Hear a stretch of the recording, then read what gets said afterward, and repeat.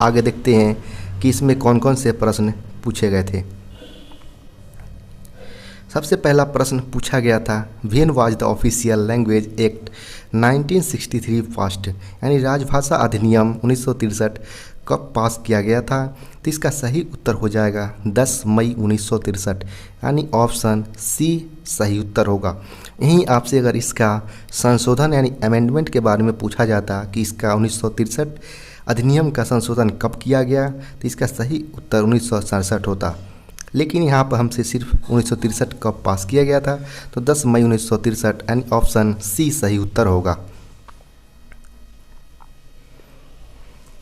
Next प्रश्न की बात करें तो in which region in Chhattisgarh officially divided in term of implementation, यानी छत्तीसगढ़ राजभाषा कार्यान्वयन की दृष्टि से विभाजित किस क्षेत्र में आता है, तो यह क क्षेत्र में आता है, यानी ऑप्शन ए हमारा सही उत्तर हो जाएगा।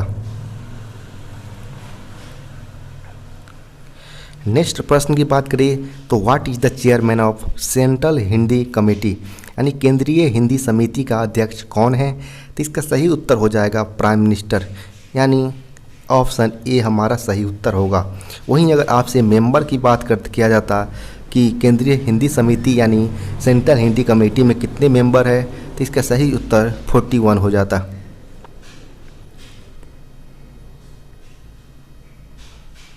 नेक्स्ट प्रश्न की बात करें तो what is the duration of the meeting of the official language implementation committee, यानी राजभाषा कार्यान्वयन समिति की बैठक की अवधि क्या होती है।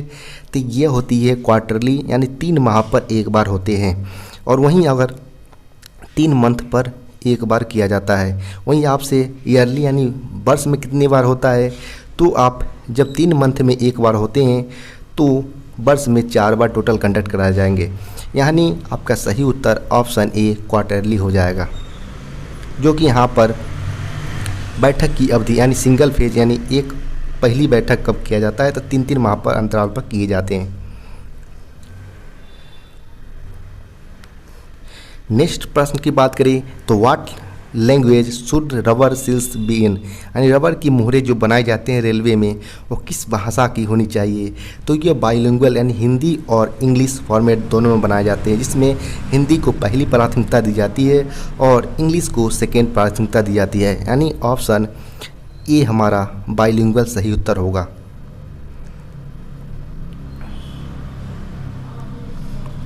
नेक्स्ट प्रश्न की बात करें तो what is the honorarium of the librarian who looks after the library, यानी पुस्तकालय का कार्यभार देखने वाले पुस्तकालय अध्यक्ष की मानदेय की राशि कितनी होती है। तो यह 500 रुपये दिए जाते हैं। वहीं नेक्स्ट प्रश्न की बात करें तो सेक्शन 6 और 7 of the official language act 1963 do not apply to which states, यानी राजभाषा अधिनियम 1963 की धारा 6 और 7 कौन से राज्य के लिए लागू नहीं होते हैं। जो कि ये काफ़ी पुराना क्वेश्चन, क्योंकि यह 2019 में जम्मू कश्मीर को 2 इंडियन यूनियन टेरेटरी में बांट दिए गए हैं। अगर नए ट्रेंड में अगर पूछा जाता है तो J&K यूनियन टेरेटरी और लद्दाख टेरेटरी 2 टेरेटरी में बांट दिया गया है। दोनों पर ही सेक्शन 6 और 7 लागू नहीं होते हैं। अगर आपको इस पर डिटेल वीडियो चाहिए तो आप राजभाषा यानी ऑफिशियल लैंग्वेज मेरा पहले से वीडियो बन चुका है, उसको आप जाकर देख सकते हैं।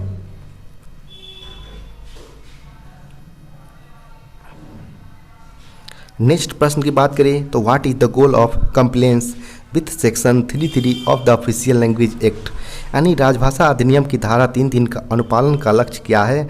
तो इसका लक्ष्य 100% रखा गया है, यानी ऑप्शन बी सही उत्तर होगा। इसमें बताया गया है कोई भी लैंग्वेज, यानी इसमें टोटल 14 दस्तावेज आते हैं, जिसमें यह बताया गया कि जो भी दस्तावेज जारी किए जाते हैं वो बाइलिंगुअल फॉर्मेट में होंगे, यानी हिंदी और अंग्रेजी दोनों फॉर्मेट में होंगे। और इसकी जिम्मेवारी जो इस पर साइनिंग अथॉरिटी होगी उसकी जिम्मेवारी यह होगी कि यह तय करे कि यह जब भी दस्तावेज जारी हो तो वह बाइलिंगुअल फॉर्मेट में जारी हो, जिसके लिए लक्ष्य 100% रखा गया है। नेक्स्ट प्रश्न की बात करें तो in which article of the constitution instructions have been given for the development of language, यानी संविधान के कौन से अनुच्छेद में भाषा के विकास के लिए निर्देश दिए गए हैं। यानी आर्टिकल 351 यानी अनुच्छेद 351 में भाषा के विकास के लिए प्रावधान रखा गया है संविधान में, यानी ऑप्शन ए सही उत्तर होगा।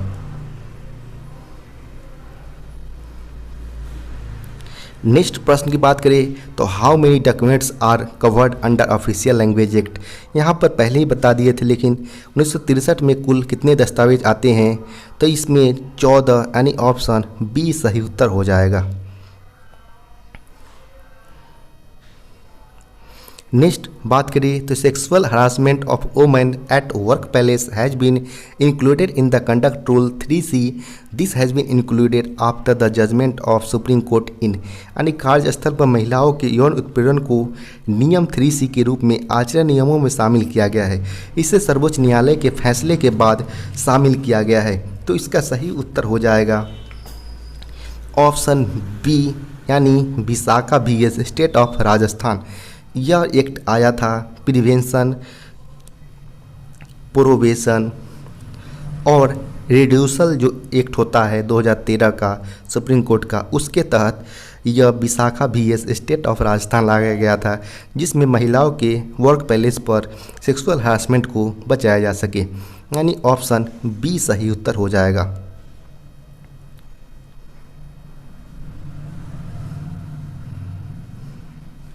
नेक्स्ट प्रश्न है a female railway employee shall be entitled maternity leave for. एक महिला रेल कर्मचारी निम्नलिखित में से मातृत्व अवकाश के लिए हकदार होगी, तो इसका सही उत्तर तो 180 डेज है, पर यहाँ पर कोई ऑप्शन ऐसा मौजूद नहीं है। साथ ही साथ यह 2 बच्चों के लिए लागू होते हैं, यानी पर बच्चे पर 180 दिन का मैटरनिटी लीव दिया जाता है। और इसके अलावा मिस कैरेज और एवर्सन के लिए भी 45 डेज को फीमेल एम्प्लॉय के लिए एग्रीमेंट दिए जाते हैं। यहाँ पर सिर्फ हमसे पूछा गया था कि मैटरनिटी लीव कितने दिन के लिए मिलते हैं, जो कि 180 डेज है। यहाँ पर कोई ऑप्शन मौजूद नहीं है, इसलिए यह प्रश्न गलत हो जाएंगे। इसके लिए सारे कैंडिडेट को 1 मार्क्स अलॉट किए जाएंगे।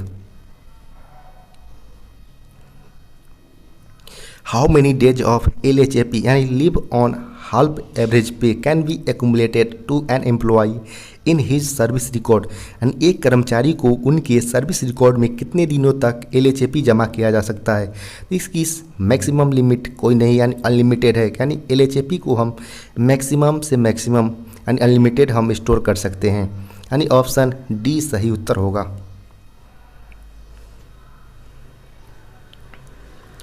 नेक्स्ट प्रश्न की बात करें तो a railway servant shall be deemed to have been placed under suspension if he has been put in police custody for a period of, यानी एक रेल कर्मचारी को निलंबन के तहत रखा गया माना जाएगा यदि उसे एक अवधि के लिए पुलिस, यानी कितने अवधि के लिए रखा जाए पुलिस हिरासत में, तो यह 48 घंटे से ज़्यादा नहीं होनी चाहिए। यानी अगर 48 घंटे से ज़्यादा अगर कोई कर्मचारी रेल कर्मचारी अगर पुलिस कस्टडी में हो तो उसे सस्पेंड माना जाएगा, यानी निलंबन माना जाएगा, यानी ऑप्शन सी हमारा सही उत्तर हो जाएगा, जो कि SF 2 के अंतर्गत डीम्ड सस्पेंशन के अंतर्गत आते हैं। यहाँ पर उसकी भी चर्चा की गई है डीम्ड सस्पेंशन की, जो SF 2 के अंतर्गत आता है। नेक्स्ट प्रश्न की बात करें तो a person convicted by a court of law can be removed from service without conducting inquiry in term of rule dash of the DNR 1968। न्यायालय द्वारा दोषी ठहराए गए व्यक्ति को D&AR 1968 के नियम डैश के संदर्भ में जांच किए बिना सेवा से हटाया जा सकता है। तो यह रूल 14 में बताया गया है कि कोई भी कर्मचारी ऐसा काम करता है जिससे उसमें इंक्वायरी करना पॉसिबल ना हो, तो उस केस में उसे बिना इंक्वायरी के ही सर्विस से हटाया जा सकता है, यानी ऑप्शन सी सही उत्तर होगा। नेक्स्ट प्रश्न है how many PNM permissible to a trade union at workshop level in a calendar year, यानी एक कैलेंडर वर्ष में कार्यस्थल पर एक ट्रेड यूनियन को कितने पीएनएम की अनुमति है? तो इसका सही उत्तर हमारा 6 हो जाएगा। यानी सबसे पहले देखते हैं कि पीएनएम का फुल फॉर्म होता है हमारा परमानेंट नेगोशिएटिंग मशीनरी होता है। वहीं अगर यहाँ पर हमसे पूछा गया था वर्कशॉप लेवल या डिविजनल लेवल, इस पर हमारा पीएनएम के टोटल संख्या हमारा परमिसिबल होता है वो एक वर्ष में 6 की संख्या में होता है। लेकिन यानी हर 2 महीने पर हमारा एक हमारा पीएनएम परमिसिबल है, जो कि हमारा वर्कशॉप लेवल और डिविजनल लेवल पर होते हैं। वहीं अगर आपसे पूछा जाता कि जोनल लेवल पर कितने पीएनएम परमिसिबल है, तो वहाँ पर हमारा प्रत्येक वर्ष 4 पॉसिबल होते हैं जोनल लेवल पर। लेकिन यहाँ पर हमसे सिर्फ पूछा गया था वर्कशॉप लेवल पर, तो इसका सही उत्तर हमारा ऑप्शन ही 6 सही उत्तर हो जाएगा। नेक्स्ट प्रश्न की बात करें तो after how many years cumulated portion of pension is restored, यानी कितने वर्षों के बाद पेंशन का परिवर्तित हिस्सा बहाली किया जाता है? तो इसका सही उत्तर हो जाएगा 15 ईयर्स, यानी ऑप्शन सी सही उत्तर हो जाएगा। नेक्स्ट प्रश्न है maximum number of financial upgradations granted under MSCP is, यानी एमएससीपी के तहत दिए गए वित्तीय उन्नयन की अधिकतम संख्या कितनी होती है? तो इसकी संख्या टोटल 3 होती है, जो कि 10 वर्ष पर यानी एक उनको प्रमोशन देकर किया जाता है, यानी एक उसके लेवल को बढ़ा दिया जाता है 10 साल बाद अगर वह प्रमोट नहीं होने के केस में। वहीं अगर बात करें कि एमएससीपी का फुल फॉर्म क्या होता है, तो एमएससीपी का फुल फॉर्म होता है modified assured career progression scheme होता है। और यहाँ पर हमसे पूछा गया था एमएससीपी के तहत कितने अधिकतम संख्या में उन्नयन किया जा सकता है, यानी अपग्रेडेशन, तो 3 की संख्या में, यानी ऑप्शन सी हमारा सही उत्तर होगा। नेक्स्ट प्रश्न पूछा गया था कि during suspension dash percentage basic पे प्लस डीए इज गिवेन, यानी निलंबन के दौरान 10% मूल वेतन प्लस डीए दिया जाता है। इसका सही उत्तर हमारा ऑप्शन बी 50% निलंबन के दौरान दिया जाता है कर्मचारी को। और अगर बात करें कि निलंबन के दौरान जो निर्वाह भत्ता होता है वो उसकी स्वीकृति कौन से स्टैंडर्ड फॉर्म के तहत दिए जाते हैं, तो SF3 के अंतर्गत यह बताया गया है कि कोई भी कर्मचारी अगर निलंबन यानी सस्पेंशन हो जाता है तो उस केस में SF3 के अंतर्गत वह अपील कर सकता है कि वह उसे जो निलंबन भत्ता मिलता है उसे निर्वाह भत्ता दिया जाए। वहीं SF4 में बताया गया है कि कोई कर्मचारी को निलंबन से फिर से ड्यूटी पर लिया जाए, यानी निलंबन से बहाली में के लिए बताया गया है। यानी सिर्फ हमसे यहाँ पूछा गया था निलंबन के दौरान 10% मूल वेतन प्लस डीए दिया जाता है, तो 50%, यानी ऑप्शन बी सही उत्तर होगा। नेक्स्ट प्रश्न है canteen is required in factory if number of employees is more than, यानी कर्मचारियों की संख्या डैश से अधिक होने पर कारखाना में कैंटीन की आवश्यकता होती है। तो इसकी सही उत्तर 250 की संख्या से अगर अधिक होते हैं तो वहाँ कैंटीन की रिक्वायरमेंट होती है। ऑप्शन डी सही उत्तर होगा। नेक्स्ट प्रश्न है कि how many department can be included in privilege पास, यानी विशेषाधिकार पास में कितने आश्रितों को शामिल किया जाता है। तो इसका सही उत्तर है 2 आश्रितों को शामिल किया जाता है, यानी ऑप्शन ए सही उत्तर हो जाएगा।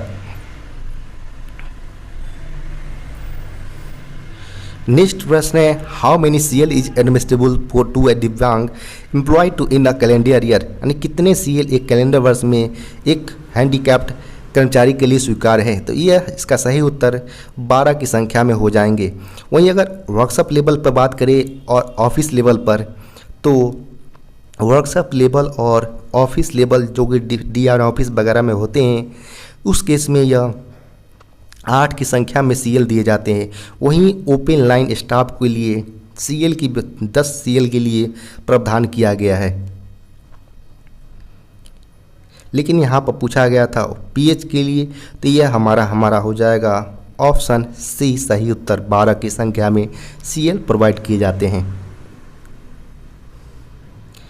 नेक्स्ट प्रश्न है कि new pension scheme NPS is effective from, यानी नई पेंशन योजना NPS डैश किस डेट से प्रभावी हुआ है, तो यह 1/1/2004 यानी 1 जनवरी 2004 से यह प्रभावी हुआ है, यानी ऑप्शन ए हमारा सही उत्तर हो जाएगा।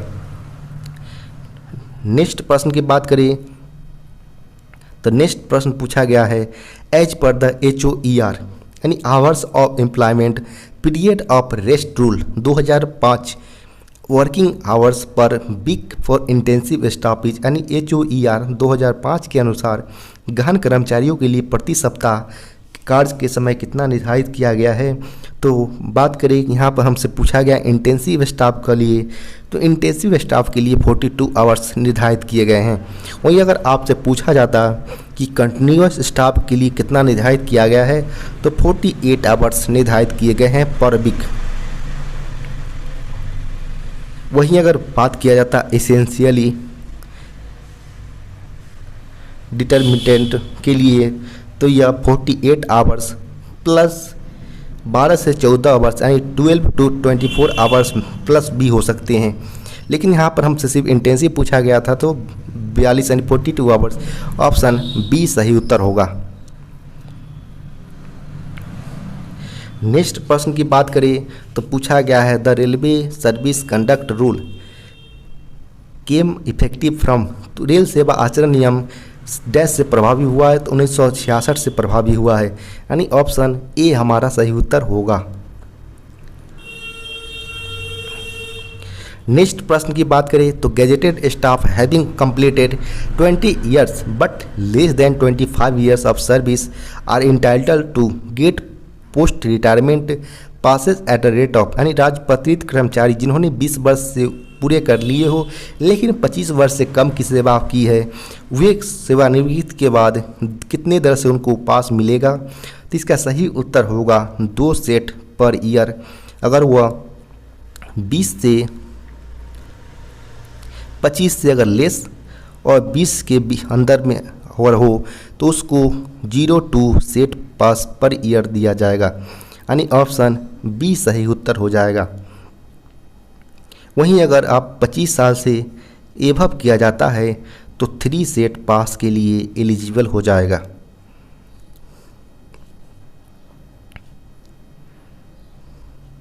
नेक्स्ट प्रश्न की बात करें तो which standard form is used for assurance of major penalty, यानी मेजर पेनाल्टी के जारी करने के लिए किस मानक फॉर्म पत्र का उपयोग किया जाता है, तो यह स्टैंडर्ड फॉर्म 5 का प्रयोग किया जाता है। और वहीं अगर माइनर पेनाल्टी के लिए पूछा जाता तो माइनर पेनाल्टी के लिए SF 11 का प्रयोग किया जाता है।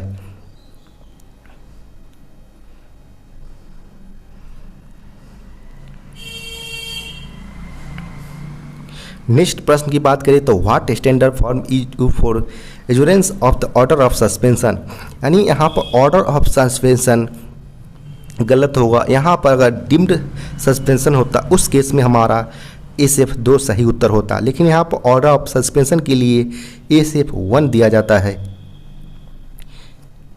लेकिन यहाँ पर कोई ऑप्शन ना मौजूद हो, इस केस में आप SF 2 की तरफ जा सकते हैं, यानी ऑप्शन बी हमारा सही उत्तर होगा। नेक्स्ट है what is the vacancy bank, यानी वैकेंसी बैंक क्या है, तो money value of surrender post, यानी जो भी सरेंडर पोस्ट होता है उसकी वैल्यू वैकेंसी बैंक के कहलाता है, यानी ऑप्शन सी सही उत्तर हो जाएगा।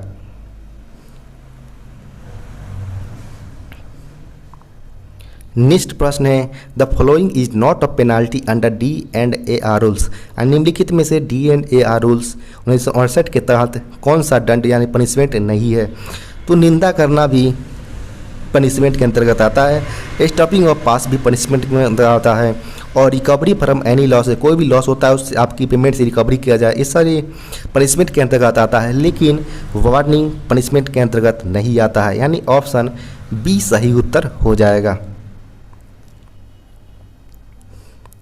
नेक्स्ट प्रश्न की बात करें तो in how many days conversion of one kind of leave to another leave should be applied by the employees, यानी कर्मचारी द्वारा एक प्रकार की छुट्टी को दूसरे छुट्टी में बदलने के लिए कितने दिनों के लिए आवेदन किया जाना चाहिए, यानी कितने दिनों के अंदर। तो 30 डेज के अंदर अगर वह एक प्रकार की छुट्टी से दूसरे प्रकार की छुट्टी में बदलवाना चाहे 30 दिन के अंदर यह परमिसिबल है, यानी ऑप्शन बी सही उत्तर हो जाएगा। नेक्स्ट प्रश्न की बात करें इन how many spells child care leave can be availed in a year, यानी एक वर्ष में चाइल्ड केयर लीव कितने लाभ उठाया जा सकता है। इसका सही उत्तर हो जाएगा ऑप्शन ई 3 स्पेल्स, यानी यहाँ पर कितने स्पेल्स में है तो 3 स्पेल्स में इसकी लाभ उठाया जा सकता है, यानी ऑप्शन ए सही उत्तर हो जाएगा।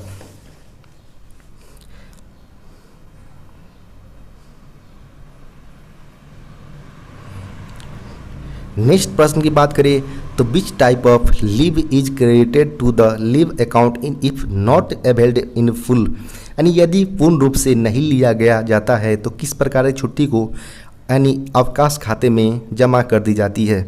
तो जो भी ज्वाइनिंग टाइम के लिए लीव मिलता है उसे एज अ LAP आपको अकाउंट में क्रेडिट कर दिए जाते हैं। अगर आप उसको नहीं लेते हैं ज्वाइनिंग टाइम लीव को तो वो आपके अकाउंट में LAP के तौर पर क्रेडिट कर दिए जाते हैं, यानी ऑप्शन डी सही उत्तर होगा।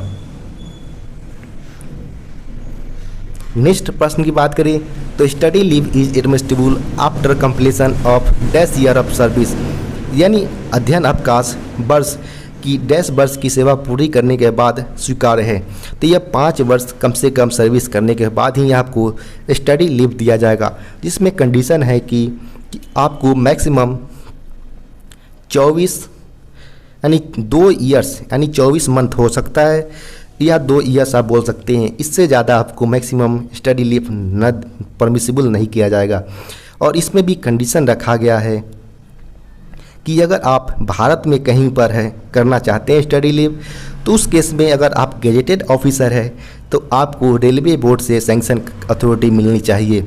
वहीं अगर नॉन गेजेटेड ऑफिसर है यानी अगर आप 4600 ग्रेड पे या उसके नीचे पर आप आते हैं उस केस में आपको GM का अथॉरिटी लेना अनिवार्य है, यानी जनरल मैनेजर जिस भी जनरल रेलवे में आप हो। वहीं अगर आप आउट यानी भारत से बाहर अगर जाना चाहते हैं उस केस में आपको फाइनेंस मिनिस्ट्री यानी वित्त मंत्रालय से आपको परमिसिबल लेना पड़ेगा, यानी परमिशन लेना पड़ेगा स्टडी लीव के लिए आउटसाइड इंडिया के लिए। लेकिन यहाँ पर सिर्फ पूछा गया था कि अध्ययन अवकाश 10 वर्ष की सेवा पूरी करने के बाद स्वीकार है तो 5 वर्ष आपका सही उत्तर हो जाएगा, यानी ऑप्शन ए सही उत्तर होगा।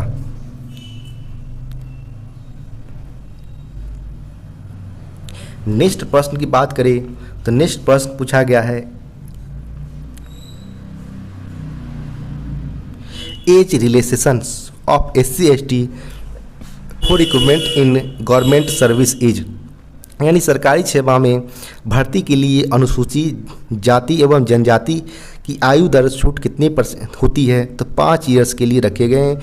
वहीं OBC के लिए 3 ईयर्स के लिए प्रावधान है। नेक्स्ट प्रश्न की बात करें तो appeal should be filed within dash days of receiving punishment of order to railway servant, railway सेवक को सजा मिलने के डैश दिनों के भीतर अपील दायर की जानी चाहिए। तो 45 दिन का समय दिया जाता है, उसके अंदर उसको अपना पक्ष रखना पड़ता है, यानी ऑप्शन बी सही उत्तर होगा। नेक्स्ट प्रश्न है railway servant working in administrative office is entitled for casual leave, यानी प्रशासनिक कार्यालय में कार्यरत रेल सेवक आकस्मिक अवकाश के लिए हकदार होंगे। तो यह 8 डेज दिया जाता है। वहीं अगर वर्कशॉप में भी यह 8 CL ही प्रावधान किए गए हैं वर्कशॉप लेवल पर। सिर्फ ओपन लाइन स्टाफ के लिए यह 10 CL दिए जाते हैं।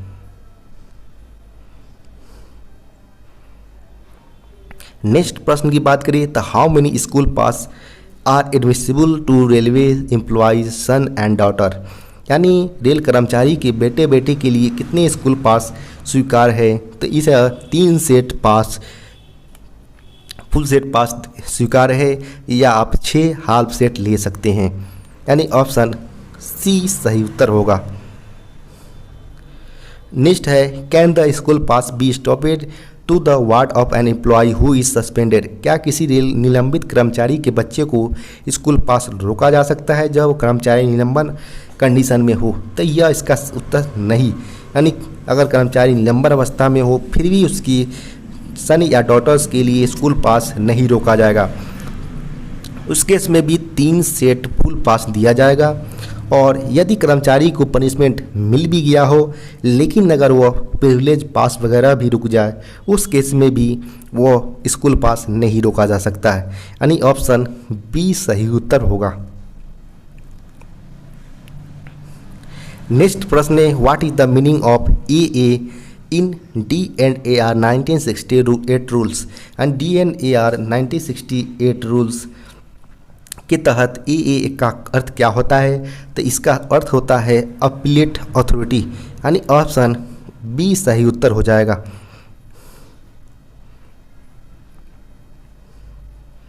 नेक्स्ट प्रश्न की बात करें तो how many automatic twist lock used in BLC wagon, यानी BLC वैगन में कितने स्वचालित ट्विस्ट लॉक उपयोग किए जाते हैं? इसका सही उत्तर हो जाएगा 8 की संख्या में, यानी BLC वैगनों में 8 ट्विस्ट लॉक यूज किए जाते हैं लॉक करने के लिए, जिसके अगर मेंटेनेंस मैनुअल की बात करें तो G100 में यह प्रावधान किया गया है कि कोई भी डिफेक्टिव होता है ATL में उसका मेंटेनेंस किया जाए, जो कि RDSO G100 पैम्पलेट में बताया गया है।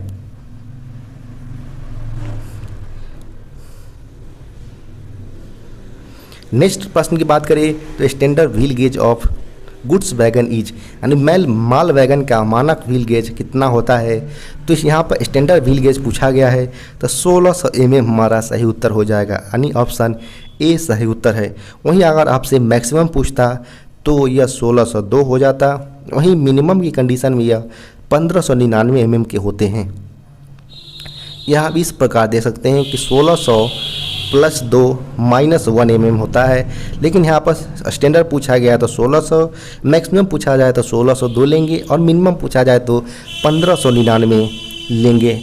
और यहाँ पर हमारा ऑप्शन स्टैंडर्ड व्हील गेज है 1600 mm, ऑप्शन ए सही उत्तर होगा। नेक्स्ट प्रश्न है, C class ODC shall be moved during only day time, यानी सी क्लास ओडिसी केवल डैश समय के दौरान स्थानांतरित किए जाते हैं, तो ऑप्शन ए सही उत्तर होगा, यानी केवल डे टाइम में ही इसका मूवमेंट किया जाएगा सी क्लास ओडिसी का। वहीं अगर बात करें इसकी स्पीड लिमिट की, तो स्पीड लिमिट 25 km/h इन रूट में रखा जाएगा, इन रूट यानी बीच के रास्तों में। वहीं अगर कोई यार्ड वगैरह हो और टर्न आउट यानी कोई स्टेशन से निकलने वाला हो या एंट्री करने वाला हो, उस केस में इसकी स्पीड 8 km/h होती है।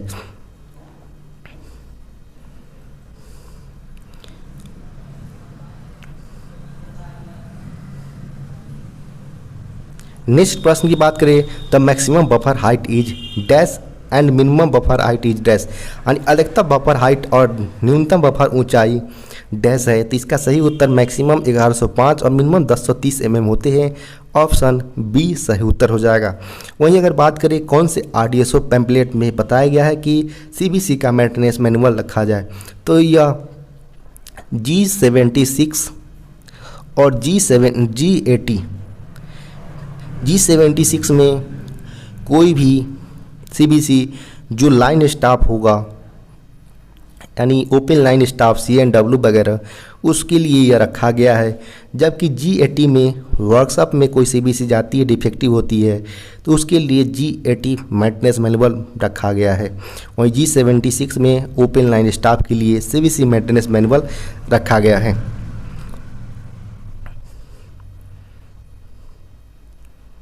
नेक्स्ट प्रश्न की बात करें, the critical alert for wild in OMRS is at dash impact forces, यानी OMRS में वाइल्ड के लिए क्रिटिकल अलर्ट डैश प्रभाव बल पर है। इसका सही उत्तर हो जाएगा 350 kN, यानी किलो न्यूटन इसका सही उत्तर हो जाएगा। वहीं अगर बात करें वाइल्ड का फुल फॉर्म क्या होता है, तो वाइल्ड का फुल फॉर्म होता है व्हील इम्पैक्ट लोड डिटेक्टर। वहीं अगर OMRs की बात करें तो OMRs की फुल फॉर्म होता है online monitoring for railway rolling stock system. लेकिन यहाँ पर हमसे सिर्फ क्रिटिकल अलर्ट पूछा था, तो ऑप्शन डी सही उत्तर होगा। नेक्स्ट प्रश्न पूछा गया है, how many brake blocks are there in one BOXN wagons, यानी एक बॉक्सन वैगन में कितने ब्रेक ब्लॉक होते हैं, तो 8 की संख्या में होते हैं, यानी ऑप्शन ए सही उत्तर होगा।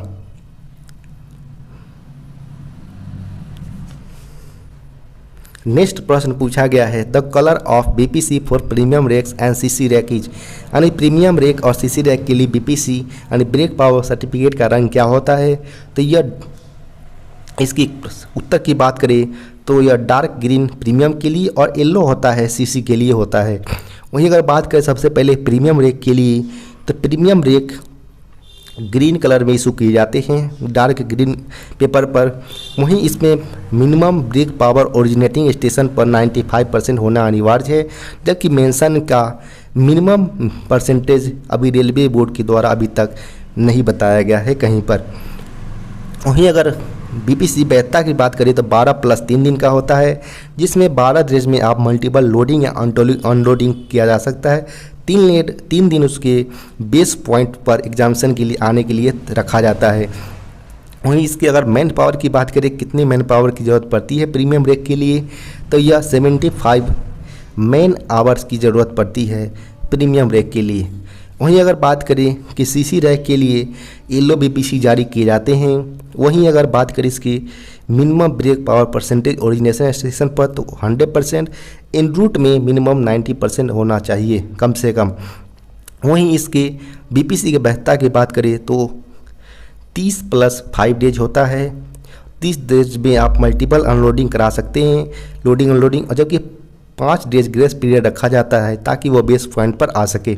वहीं मैन आवर की बात करें तो 100 मैन आवर इसके एग्जामिनेशन के लिए CC रैक के लिए रखा गया है।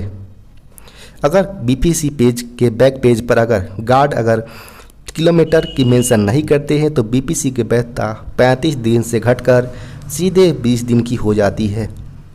यह काफ़ी इम्पोर्टेंट सवाल है, आप इसको याद रखें। यहाँ पर ऑप्शन बी डार्क ग्रीन और येलो सही उत्तर होगा।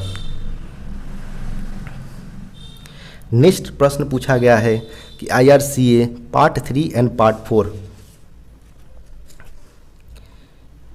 contains 4 chapters, which chapters provide information regarding workshop repair practices, यानी IRCA भाग 3 और भाग 4 में 4 अध्याय है। कौन सा अध्याय कार्यशाला मरम्मत यानी वर्कशॉप लेवल पर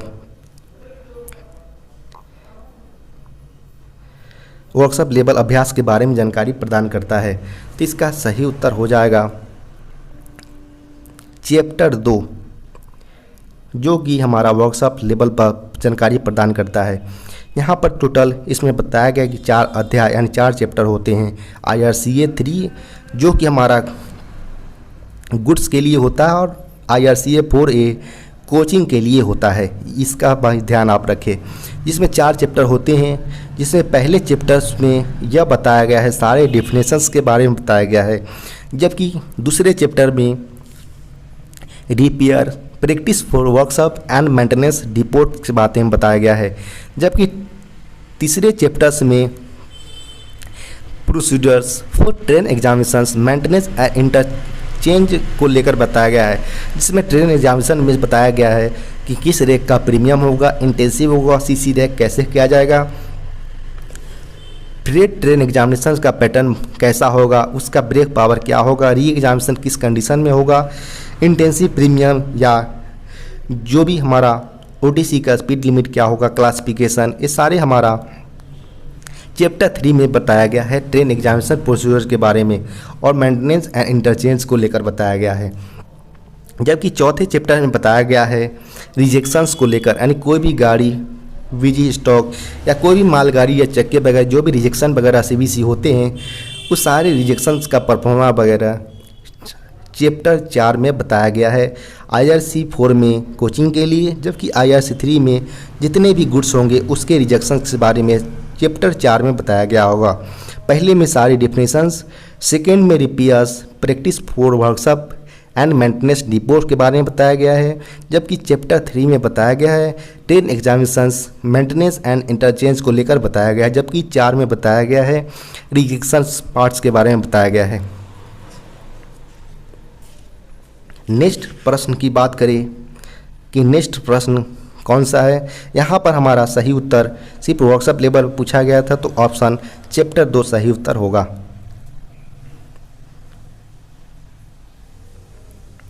नेक्स्ट प्रश्न पूछा गया था working pressure of BTPN safety बाल्ब इज, यानी बीटीपीएन सेफ्टी बाल्ब का वर्किंग प्रेशर कितना होता है, तो इसका प्रेशर हमारा 1.24 kg पर सेंटीमीटर स्क्वायर होता है, यानी ऑप्शन ए सही उत्तर होगा।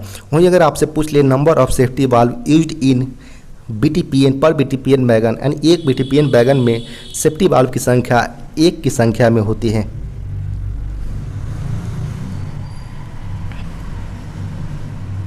नेक्स्ट प्रश्न की बात करें तो which RDSO technical pamphlets contains instructions for inspections and maintenance of Casnub bogie, यानी किस आरडीसीओ के तकनीकी पैम्पलेट में कैसना बोगियों के निरीक्षण और रख रखाव के निर्देश दिए गए हैं, तो इसमें हमारा कैसना बोगी के लिए बताया गया है, तो कैसना बोगी के लिए हमारा G95 मेंटेनेंस मैनुअल रखा गया है, यानी ऑप्शन डी हमारा सही उत्तर हो जाएगा। वहीं अगर आपसे G97 पूछे तो इसमें बताया गया है air brake of freight stock, यानी गुड्स स्टॉक में टेस्टिंग वगैरह या कैसे किया जाए उसके बारे में टोटल बताया गया है। लीकेज रेट कितनी होनी चाहिए, जो कि 0.25 पर सेंटीमीटर स्क्वायर पर मिनट होती है, ये सारे G97 में बताया गया है। G86 में BTPGLN होता है, जो गैस लिक्विफाइड गैस जो हमारा टैंक होते हैं उसके मेंटेनेंस मैनुअल के बारे में बताया गया है, जबकि G19 के बारे में बताया जाए तो maintenance and operating instruction for BTPN जो हमारा टैंक वैगन होते हैं पेट्रोलियम या किरोसिन तेल वगैरह जाते हैं उसके मेंटेनेंस मैनुअल के लिए G90 में बताया गया है। यहाँ पर हमसे सिर्फ कैसना बोगी के बारे में पूछा था, G95 सही उत्तर होगा।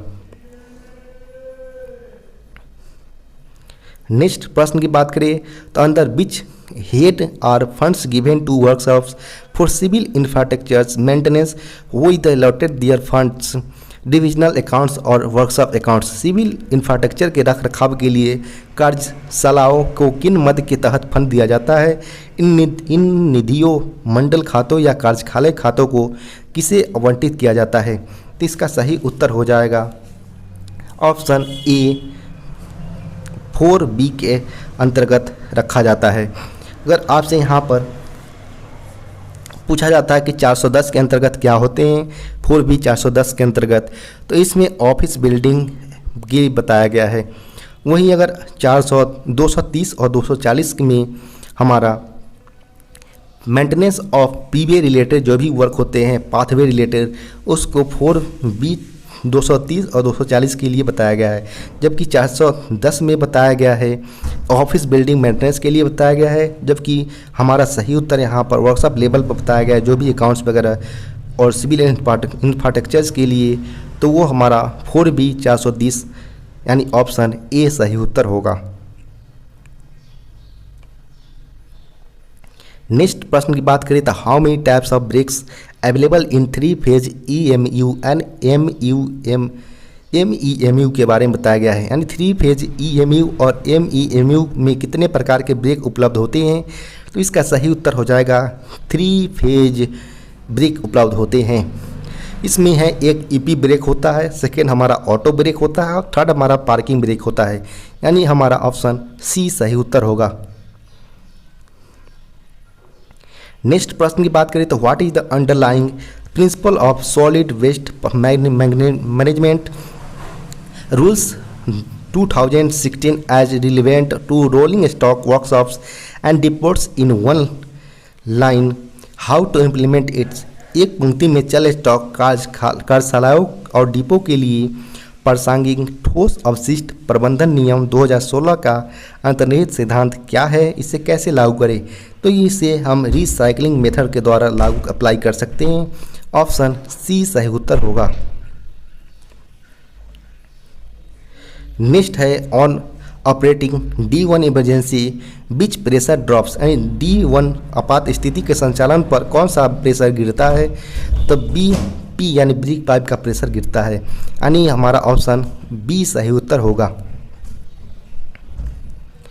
नेक्स्ट प्रश्न की बात करें तो what is the unit of SFC यानी स्पेसिफिक फ्यूल कंजप्शन, क्या इकाई क्या होता है, तो ग्राम पर bhp पर आवर हमारा होता है, यानी ऑप्शन ए सही उत्तर होगा। नेक्स्ट प्रश्न है कि विच type of suspension in WDM3A locomotive bogie has, यानी WDM3A लोकोमोटिव बोगी में किस प्रकार का निलंबन होता है, तो यह डबल स्टेज का होता है, यानी ऑप्शन बी सही उत्तर होगा।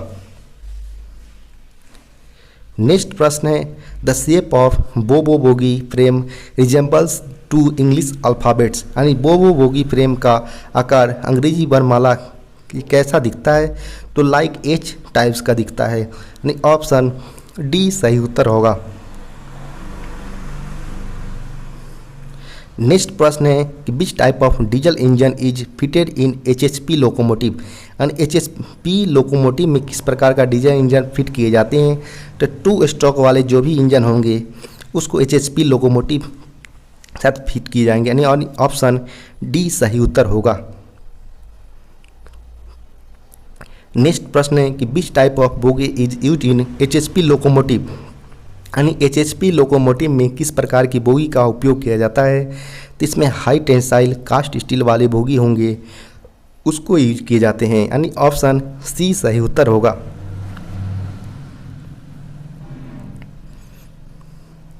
नेक्स्ट प्रश्न है कंडमिंग limit of brake pad in LHB coach is, यानी ब्रेक पैड जो भी LHB कोच में होती है उसकी कंडमिंग लिमिट 7 mm की होती है, यानी ऑप्शन बी सही उत्तर हो जाएगा। वहीं अगर आपसे न्यू कंडीशन में पूछे तो न्यू कंडीशन में यह 35 mm का होता है। वहीं अगर आपसे पूछे maximum gap between brake disc and brake pad is 1.5 mm का मिनिमम मैक्सिमम गैप होता है ब्रेक डिस्क और ब्रेक पैड के बीच। नेक्स्ट प्रश्न पूछा गया था the type of coupler is use in LHB coach, यानी LHB कोच में किस प्रकार का कपलर यूज किए जाते हैं, तो etch type tight coupler use किए जाते हैं, यानी ऑप्शन ए सही उत्तर हो जाएगा।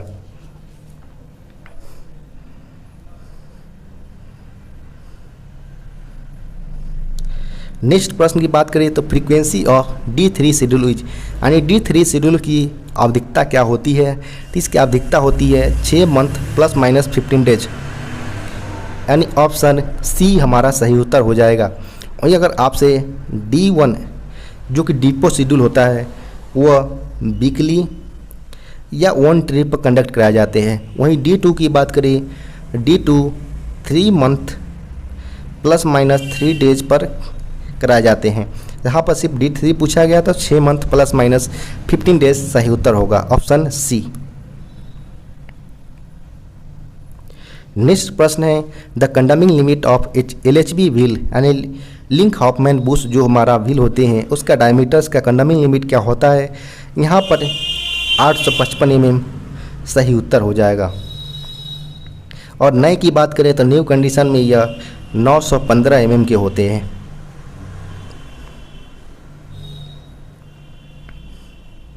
नेक्स्ट प्रश्न की बात करें the name of shock observers connected between bogie and car body in LHB coach, यानी बोगी और कार बॉडी में LHB कोच में बीच जुड़े शॉक ऑब्जर्वर्स का नाम क्या है, तो इसे योर डैम्पर या योर शॉक ऑब्जर्वर्स आप बोल सकते हैं, ऑप्शन सी सही उत्तर होगा। SS3 यानी soft schedule 3 of LHB coach is done, यानी LHB कोच की SS3 कब किया जाता है, तो इसका सही उत्तर ऑप्शन डी हो जाएगा, जिसमें बताया गया है कि 72 मंथ 72 मंथ या 6 ईयर्स या 24 लाख किलोमीटर जो भी पहले हो उस केस में हम SS3 शेड्यूल करते हैं, यानी ऑप्शन डी सही उत्तर होगा। वहीं अगर आपसे SS1 पूछता तो SS1 के केस में होता है जिसे हम IOH भी बोलते हैं, LHB कोच का IOH भी बोलते हैं, उसको हम 18 मंथ यानी 1.5 ईयर्स या 6 लाख किलोमीटर जो भी पहले हो उस केस में कंडक्ट कराए जाते हैं। जबकि SS2 की बात करें तो SS2 हमारा 3 ईयर्स या 36 मंथ या 12 लाख किलोमीटर जो भी पहले हो उस केस में हम SS2 LHB कोच का कराते हैं। यहाँ पर SS3 पूछा था, ऑप्शन डी सही उत्तर होगा। नेक्स्ट प्रश्न है minimum permissible buffer projection from head stock of बैगन इज, यानी बैगन की हेड स्टॉक को का हमारा जो मिनिमम अनुमेय बफर परसेप्शन कितना होता है, तो इसका सही उत्तर हमारा 584 mm हो जाएगा। मिनिमम यहाँ पर पूछा गया था परमिसेबल, तो ऑप्शन डी सही उत्तर होगा। वहीं अगर आपसे पूछा जाता कि स्टैंडर्ड बफर डायफिकेशन कितना है, स्टैंडर्ड बफर डायफिकेशन 600, यहाँ पर हमसे मिनिमम पूछा था तो 584 हो जाएगा, जबकि स्टैंडर्ड बफर प्रोजेक्शन पूछा जाता तो 635 mm इसका उत्तर होता। वहीं इसके अलावा अगर बात करें diameter of buffer plunger face, जो बफर प्लंजर का फेस इस तरह का होता है उसका डायमीटर की बात करें तो इसका डायमीटर होता है 457 mm यानी 457 mm का होता है। वहीं अगर बात करें कि मैक्सिमम बफर प्लंजर स्ट्रोक होता है कितना होता है, जो यहाँ पर अगर बफर प्लंजर स्ट्रोक है तो इसका मूवमेंट कितना मैक्सिमम होगा, तो यह 127 mm मैक्सिमम होते हैं इसका मैक्सिमम प्लंजर स्ट्रोक। वहीं अगर बात करें कि जो बफर प्लंजर स्ट्रोक होते हैं वह किस चीज़ का बने होते हैं, तो वह बने होते हैं कास्ट स्टील का बने होते हैं। इसके अलावा आप देखते होंगे कि एक ही एंड पर 2 बफर लगे होते हैं। दोनों बफर्स के बीच सेंटर से सेंटर के बीच डिस्टेंस 1900 यानी 1956 mm के होते हैं। दोनों बफर सेंटर्स के बीच डिस्टेंस। यहाँ पर सिर्फ हमसे पूछा था कि minimum permissible buffer projection, option D सही उत्तर होगा। नेक्स्ट प्रश्न पूछा गया था the effective pressure in brake cylinder of freight stock during full service application, यानी पूर्ण सेवा के आवेदन के दौरान माल स्टॉक में ब्रेक सिलेंडर के प्रभावी दबाव कितना होता है, तो यह होता है 3.8 kg/cm², यानी ऑप्शन सी सही उत्तर हो जाएगा। वहीं अगर आपसे यह भी पूछ लेता कि फुल सर्विस एप्लीकेशन के दौरान कितना प्रेशर गिराया जाता है इंजन के द्वारा, तो इसका सही उत्तर हो जाएगा फुल सर्विस एप्लीकेशन के दौरान 1 kg से लेकर 1.5 kg के बीच प्रेशर गिराया जाता है फुल सर्विस एप्लीकेशन के दौरान। वहीं अगर आपसे मिनिमम सर्विस एप्लीकेशन के बारे में पूछा जाता तो वो होता है 0.5 से लेकर 0.8 kg के बीच प्रेशर गिराया जाता है, और सिर्फ सर्विस एप्लीकेशन पूछा जाता तो वो 0.8 से लेकर 1 kg के बीच प्रेशर गिराया जाता है। वहीं अगर इमरजेंसी एप्लीकेशंस की बात करें तो यह 1.5 kg से लेकर 3.8 kg तक का प्रेशर इमरजेंसी ब्रेक एप्लीकेशन के दौरान गिराया जाता है। लेकिन सारे केस में ही मैक्सिमम जो हमारा फुल सर्विस एप्लीकेशन और इमरजेंसी सर्विस एप्लीकेशन होते हैं उस केस में 3.8 kg ही ब्रेक सिलेंडर में प्रेशर पहुंचते हैं, यानी ऑप्शन सी सही उत्तर हो जाएगा, क्योंकि यहाँ पर हमसे सिर्फ फुल सर्विस एप्लीकेशन के बारे में पूछा गया था, यानी ऑप्शन सी सही उत्तर होगा। इसमें होता है 3.8 ± 0.1 kg pressure maximum brake cylinder में जाते हैं।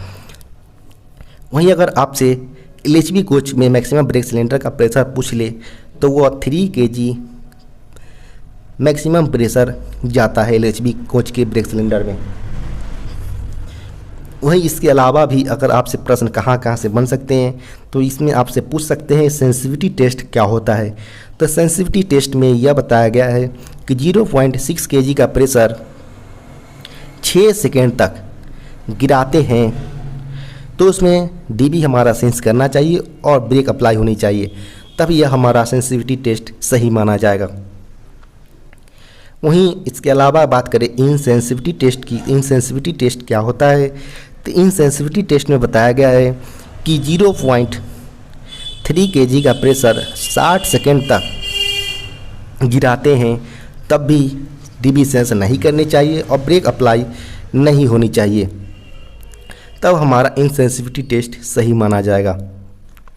वहीं अगर आपसे पूछा जाता है कि गुड्स स्टॉक में लीकेज रेट कितना परमिसिबल है, तो यह 0.2 kg 0.25 kg पर सेंटीमीटर स्क्वायर पर मिनट अलाउबल है, जो G97 के RDSO पैम्पलेट्स में बताया गया है।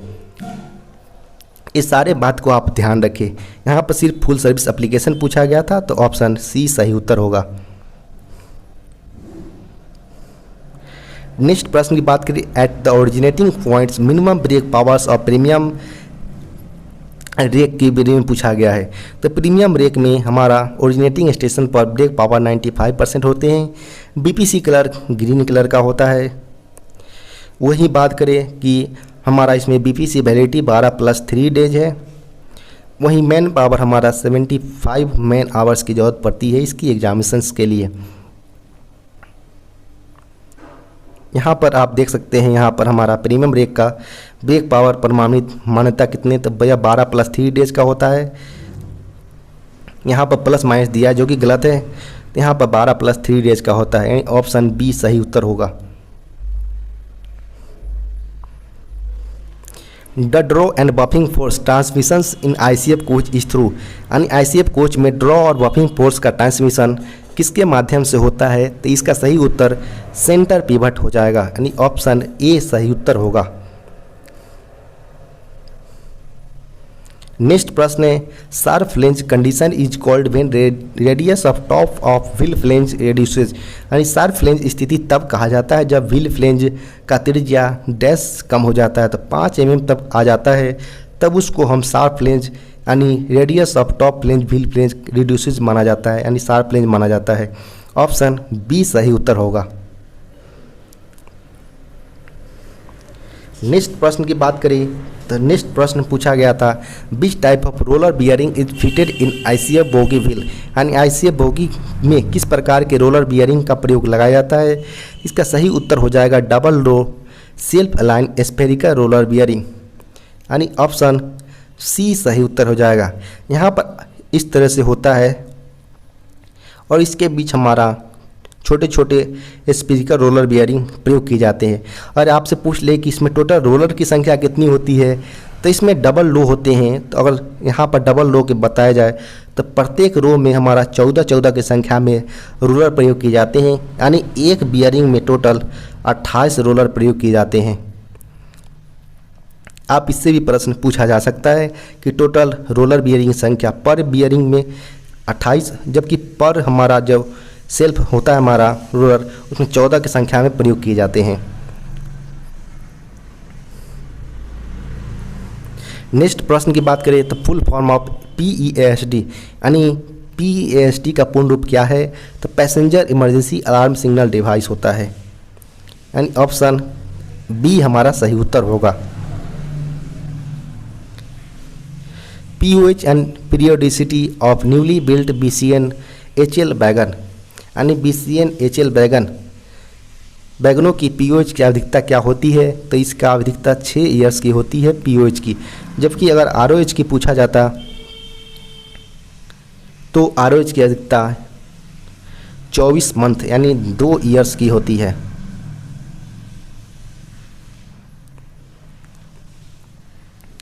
नेक्स्ट प्रश्न की बात करें तो maximum speed of C class ODC in BG यानी broad gauge is dash kilometre hour, यानी बोगी ब्रॉड गेज में जो हमारा C क्लास के ODC मूवमेंट होते हैं उसकी किलोमीटर आवर कितनी होती है, तो यह होती है 25 किलोमीटर पर आवर, यानी ऑप्शन बी हमारा सही उत्तर हो जाएगा, जो कि केवल डे में ही चलते हैं और इसकी यह हमारा इन रूट के स्पीड है। जबकि अगर हमारा जो यार्ड और टर्न आउट स्टेशन में पूछे तो उस केस में हमारा 8 kmph ही स्पीड होती है।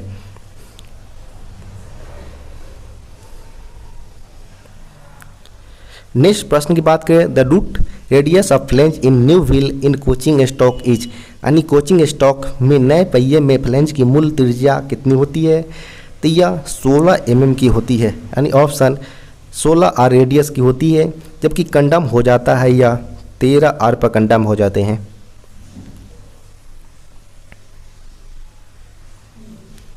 नेक्स्ट प्रश्न की बात करें तो the diameter of bogie mounted brake cylinder is, यानी bogie mounted air brake cylinder का व्यास कितना होता है, तो यह 8 इंच का होता है, यानी ऑप्शन बी हमारा सही उत्तर है। वहीं अगर आपसे mm में पूछे तो 203 mm के अप्रॉक्स होते हैं। नेक्स्ट प्रश्न की बात करें the voltage use in train lighting system is, and train प्रकाश व्यवस्था में प्रयुक्त वोल्टेज कितनी होती है, 110 वोल्ट का प्रयोग किया जाता है। नेक्स्ट प्रश्न की बात करें तो number of accident alarm hooter must be sounded when requiring both ART और ARME, यानी एक्सीडेंट रिलीफ ट्रेन और एक्सीडेंट रिलीफ मेडिकल इक्विपमेंट वाहन होता है, उसकी आवश्यकता होने पर, दोनों की आवश्यकता होने पर कौन सा हूटर बजना चाहिए। तो इस केस में आप देख सकते हैं कि जब भी हमारा 4 हूटर जो कि 5-5 सेकेंड के अंतराल पर 4 बार बजे, तो उस केस में हमारा होम स्टेशन पर ART और ARME दोनों की ज़रूरत पड़ती है होम स्टेशन पर। वहीं अगर 5 हूटर बजे 5-5 सेकेंड पर के अंतराल पर 45 सेकेंड के लिए, तो वह हमारा आउटसाइड स्टेशन होगा। वहीं अगर 90 सेकेंड्स के लिए अगर बचता है तो दोनों निरस्त माना जाएगा, लेकिन यहाँ पर हमसे सिर्फ दोनों की आवश्यकता होने पर बताया गया है। तो 5-5 सेकेंड के अंतराल पर 45 सेकेंड के लिए अगर 4 हूटर बजाए जाते हैं तो हमारा ART और ARME की दोनों की ज़रूरत होम स्टेशन पर होगी, यानी ऑप्शन डी सही उत्तर होगा। नेक्स्ट प्रश्न की बात करिए तो hot boxes can be detected by, यानी हॉट बॉक्सेस का पता लगाया जा सकता है छूकर, सूंघकर और देखकर, यानी टचिंग, स्मेलिंग और सीइंग, यानी all of these options are correct, यानी डी ऑप्शन सही उत्तर होगा। नेक्स्ट प्रश्न की बात करें when DB is working conditions the position of DB handle is, यानी जब DB कार्यरत अवस्था में हो तब DB के हैंडल की पोजीशन क्या होगी, तो वो वर्टिकल अवस्था में होगी, यानी ऑप्शन सी हमारा सही उत्तर होगा। नेक्स्ट प्रश्न की बात करें तो नेक्स्ट प्रश्न पूछा गया है कि what is the period for the POH of any OCB attached to a passenger train, यानी किसी यात्री ट्रेन से जुड़े किसी भी OCB के POH की अवधि क्या होती है, तो POH की अवधि 24 मंथ की होती है, यानी ऑप्शन डी हमारा सही उत्तर होगा। वहीं अगर OCB की कोडल लाइफ की बात करें तो यह 40 ईयर्स इसका कोडल लाइफ होते हैं।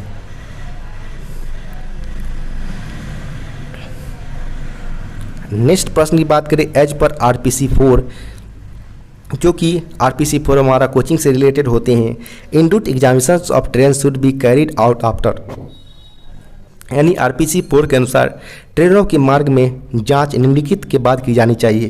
तो यह 250 से 300 किलोमीटर्स के चलने के बाद इसका रोलिंग एग्जामिनेशन वगैरह करवाना चाहिए, यानी ऑप्शन ए हमारा सही उत्तर होगा। नेक्स्ट है horse power of WG4 loco is, and WG4 लोको की हॉर्स पावर 4000 या 4500 हॉर्स पावर्स की होती है, यानी ऑप्शन ए सही उत्तर होगा।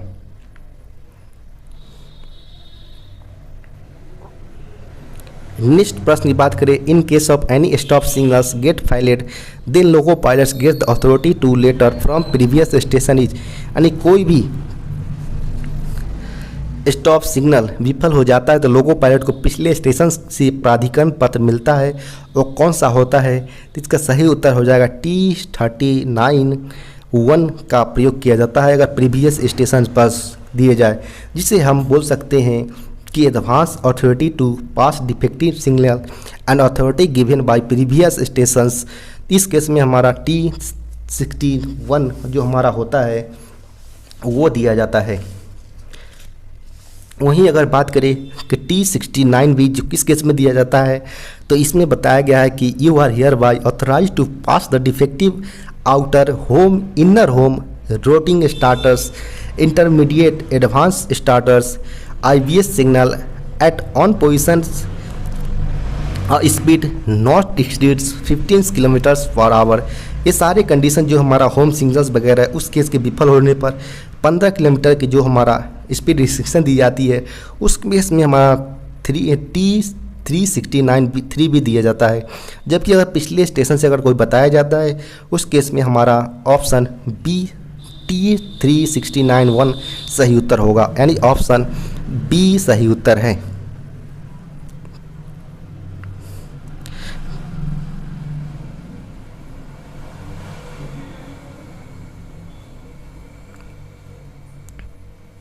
नेक्स्ट प्रश्न की बात करें तो if a driver has not gone into sections for 1 year he will be have to be given LRD of, यानी अगर कोई ड्राइवर 1 साल से सेक्शन में नहीं गया हो तो उसे LRD देनी चाहिए 2 ट्रिप्स का, 2 ट्रिप्स का LRD देना पड़ेगा, यानी ऑप्शन बी सही उत्तर होगा। नेक्स्ट प्रश्न है full form of AWS in EMU system जो हमारा होता है तो उसका AWS का फुल फॉर्म होता है ऑक्सिलरी वार्निंग सिस्टम, यानी ऑप्शन बी सही उत्तर होगा।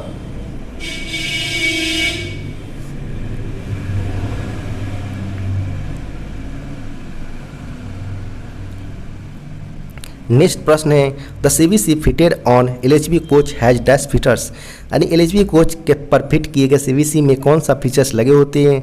इसका सही उत्तर हो जाएगा एंटी क्लाइंबिंग, यानी एक दूसरे पर नहीं चढ़ पाते, जो कि ICF कोच में एक दूसरे पर एक्सीडेंट के दौरान चढ़ जाते थे, जिससे जनहानि की संभावना ज़्यादा बढ़ जाती थी, जिसको कम कर दिया गया है CBC को लगाकर, यानी ऑप्शन सी सही उत्तर होगा।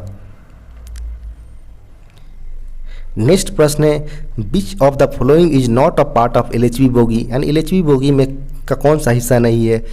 तो यह कंसेंटिंग डिवाइस भी होते हैं, ट्रैक्शन रड भी होते हैं, एंटी रोल बार भी होता है, तो हमारा option none of the above, यानी डी सही उत्तर होगा। नेक्स्ट प्रश्न है DPRS stands for, and DPRS का फुल फॉर्म क्या होता है। तो डिस्ट्रीब्यूटेड पावर रोलिंग स्टॉक, यानी ऑप्शन बी सही उत्तर होगा।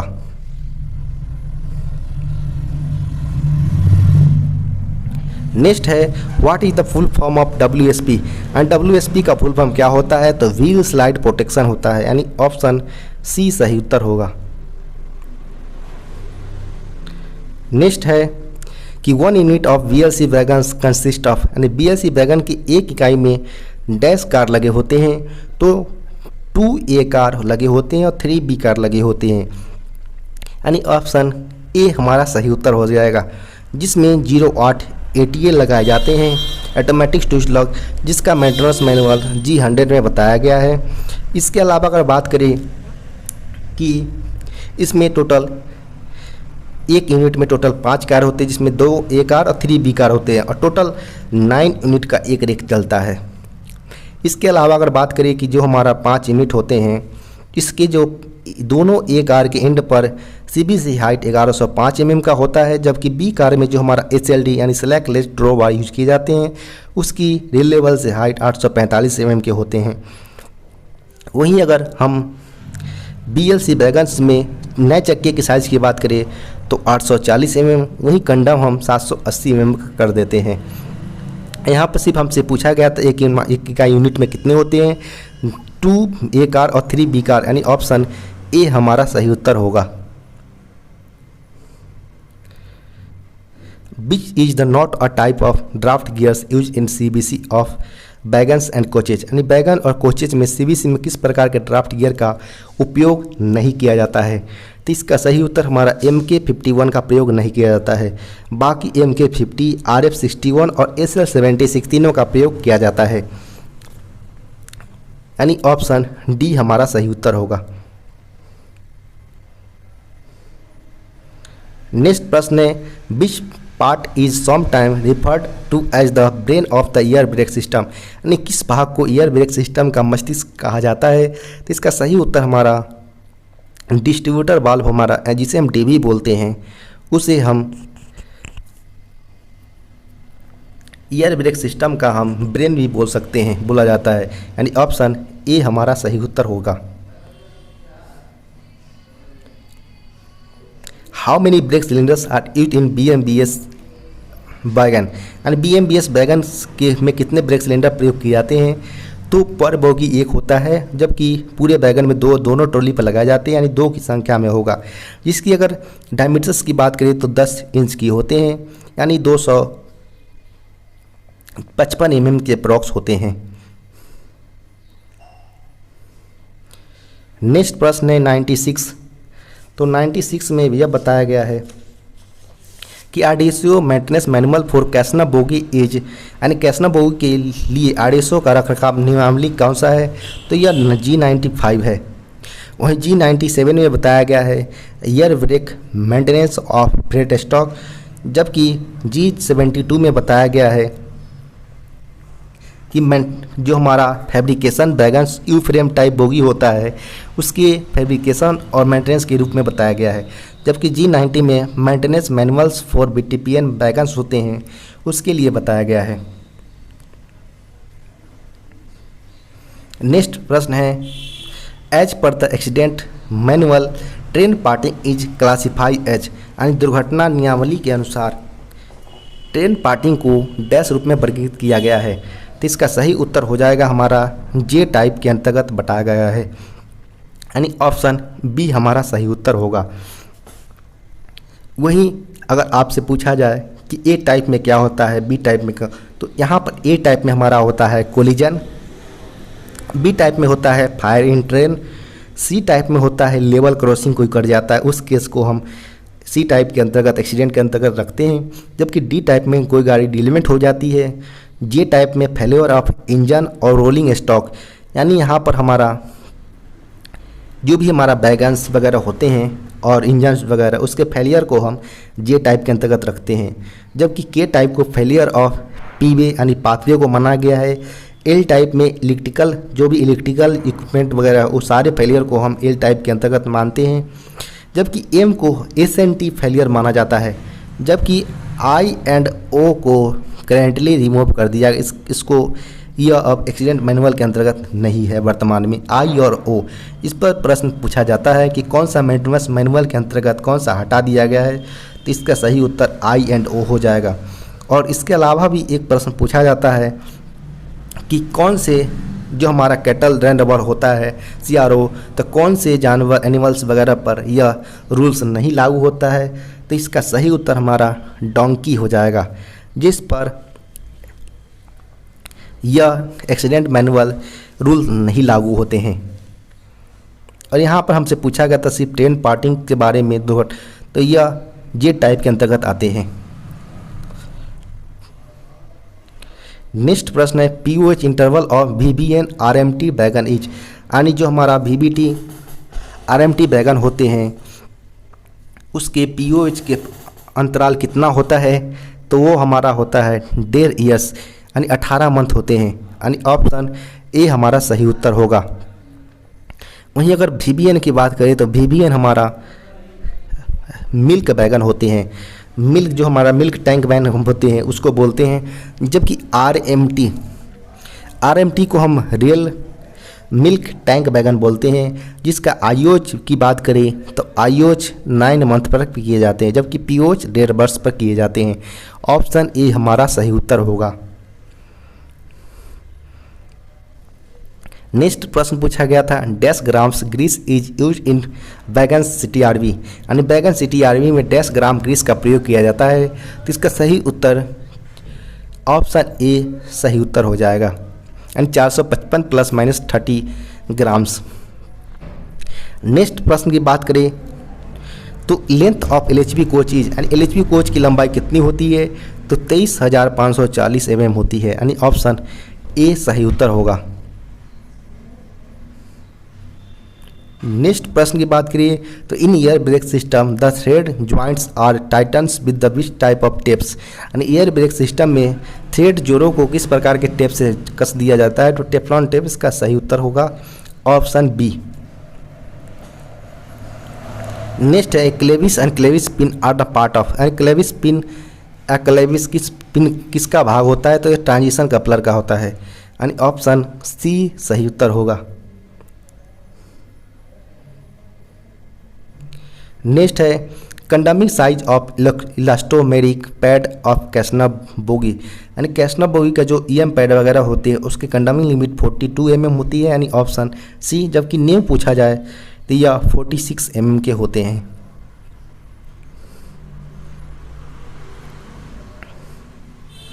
नेक्स्ट प्रश्न है कि name the type of couplings use in BLC wagon, यानी बीएलसी वैगन में प्रयुक्त होने वाले कपलिंग का प्रकार कौन सा है। तो सीबीसी जो कि ए कार के साथ लगाया जाता है दोनों साइड पर, जबकि ए कार और बी कार को कनेक्ट करने के लिए और बी कार को बी कार से भी कनेक्ट करने के लिए हम एसएलडी यानी सेलेक्ट लिस्ट ड्रॉ बार का प्रयोग करते हैं, यानी ऑप्शन ए हमारा सही उत्तर हो जाएगा। यहाँ पर आप देख सकते हैं कि हमारा ये 5 कार का यूनिट है, इसमें 2 ए कार साइड में लगे होते हैं। यहाँ पर हमारा सीबीसी होता है, यहाँ पर भी हमारा सीबीसी होते हैं, और इन दोनों के बीच हमारा एसएलडी लगाया जाता है, एसएलडी, और तीनों बी कार के बीच हमारा एसएलडी लगे होते हैं। जबकि ए कार को बी कार से कनेक्ट करने के लिए भी सेलेक्ट लिस्ट ड्रॉ बार का ही प्रयोग किया जाता है।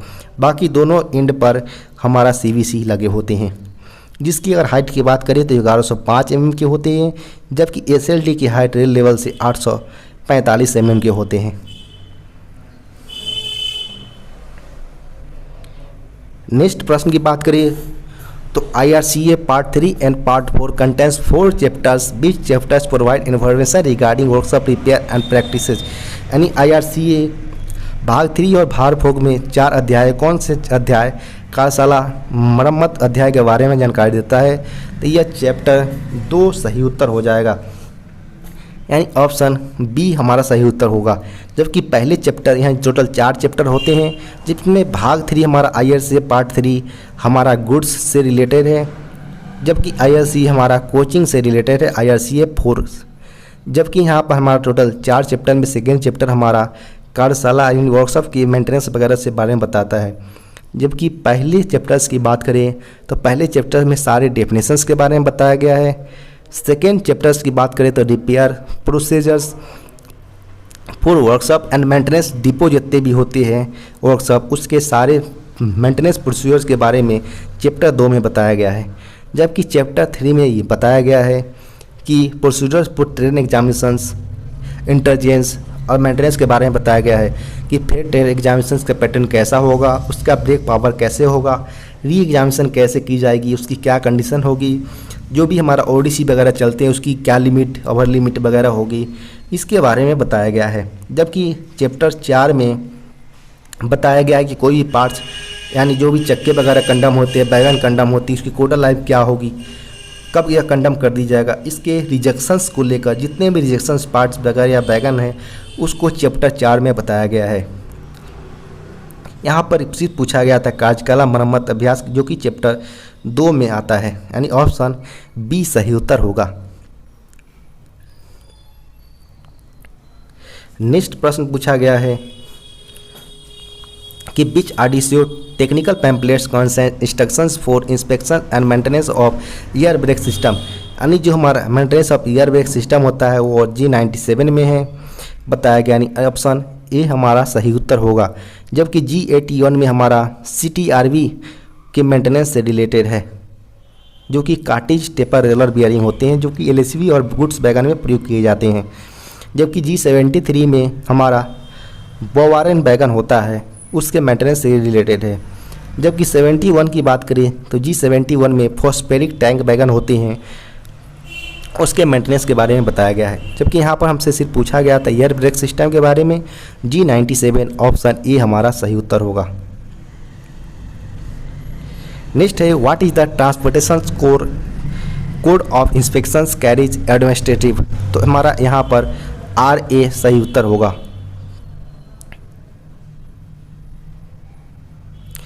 नेक्स्ट है in coaching stock accident involving human life that inquiry is done by CRS, यानी कमिश्नर ऑफ रेलवे सेफ्टी होता है, उसके द्वारा किया जाता है। जबकि PCME का फुल फॉर्म होता है प्रिंसिपल चीफ मैकेनिकल इंजीनियर होता है। DRM डिविजनल रेलवे मैनेजर, और ये होता है एडिशनल डिविजनल रेलवे मैनेजर होता है।